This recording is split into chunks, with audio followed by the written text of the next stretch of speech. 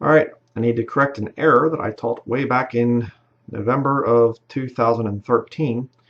As you can see from the title of this video, the Catholic Church teaches that Mary is now Lucifer.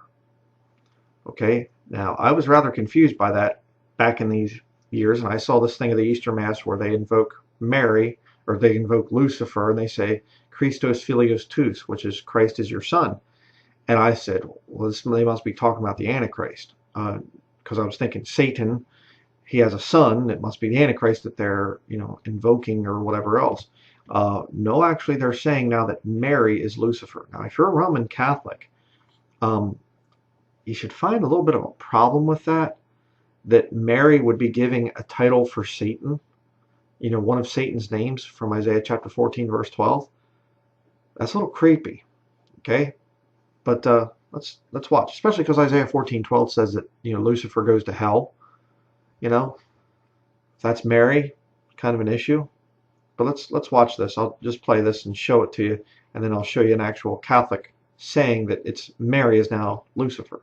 Let's watch this. Here's the video of it, and you're going to see something very interesting.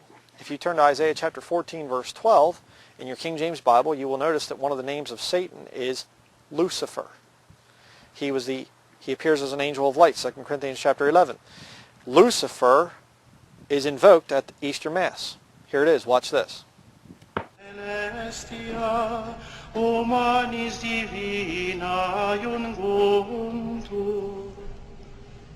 Oramus ergo te Domine, ut cereus iste in honorem tui nominis consecratus, ad noctis uius caliginem destruendam, in deficiens perseveret, et in odorem suavitatis acceptus, supernis luminaribus misceatur,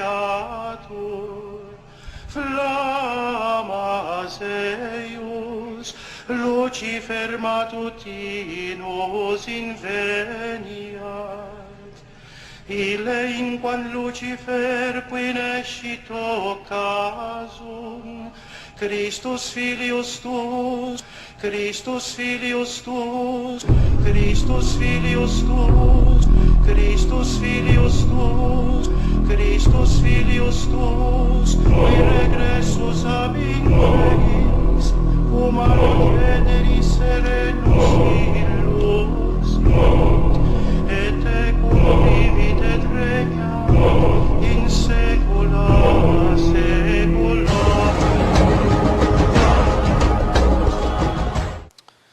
There you go. You say, well, Brian, that was just once. Okay, let's watch the Easter 2013 Mass. Supernis luminaribus misceatur, flammas eius, Lucifer matutinus inveniat, inquam Lucifer qui nescit occasum, Christus filius tuus, qui regressus ab inferis, humano generis serenus iluxit, et tecum vivit et regnat in saecula saeculorum.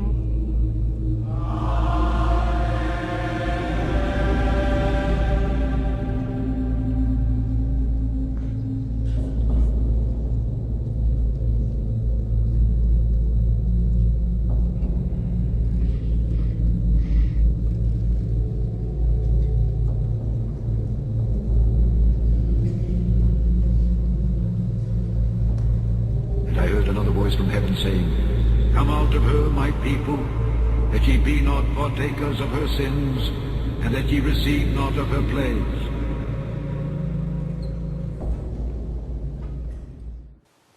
Two years in a row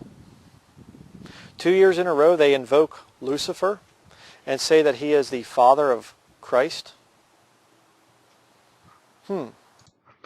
So I made a mistake there. They didn't say that he's the father of Christ.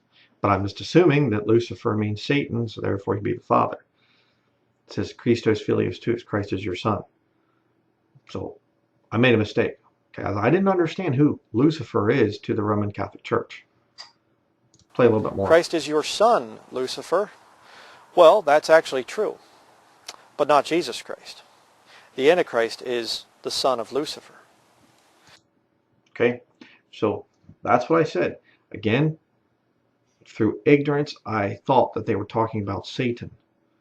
But the very interesting part is they are actually talking about Mary. Let me show you the proof of this. Watch this effeminate guy here, priest.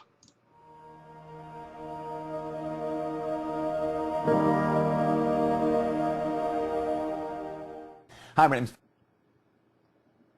Father Mike Schmitz, and this is Ascension Presents. So a couple weeks or months or last year, I sent out a message saying that if you had any questions, you could write in the comments section a little hashtag AskFRMIKE, Ask Father Mike, hashtag Ask Father Mike. And so we got a bunch of questions, so I'm going to try to rip through a couple of those right now. So let's launch into them. The first question is from Skizzy S, or Skeezy S.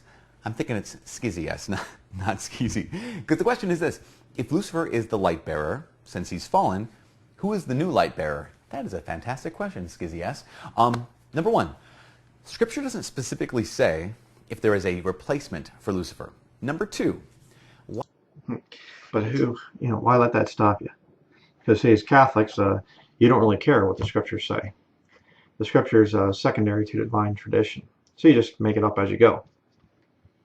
Light bearer wasn't necessarily Lucifer's job. Like someone needs to bear the light. That probably wasn't his job. It was just his name that meant to refer to or reveal that he was the closest angel, closest created spiritual being to the Lord. And that's an interesting thing, that point about, so here's Lucifer, his role, or he was the highest of God's created spiritual beings.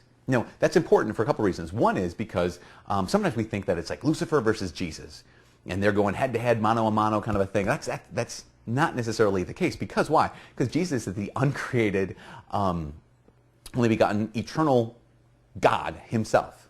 Lucifer, even though he's the highest of God's created spiritual beings, he's still a created being. So it's not Jesus versus Lucifer as if they're equals or opposites or enemies. So you say, well, then who is Lucifer's opposite? That's a good question. Well, thank you, Father Mike. Well, Skeezy, you brought it up, so here's the thing.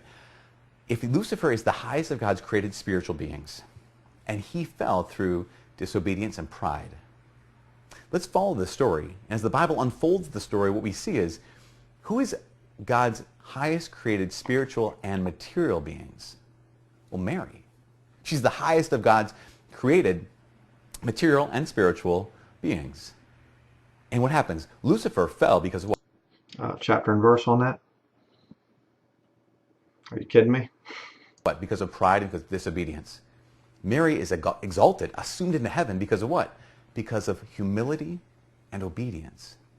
So the Assumption of Mary wasn't even a doctrine taught by the Catholic Church until the middle of the 20th century, right before Vatican II. And the Immaculate Conception wasn't until the later part of the 19th century.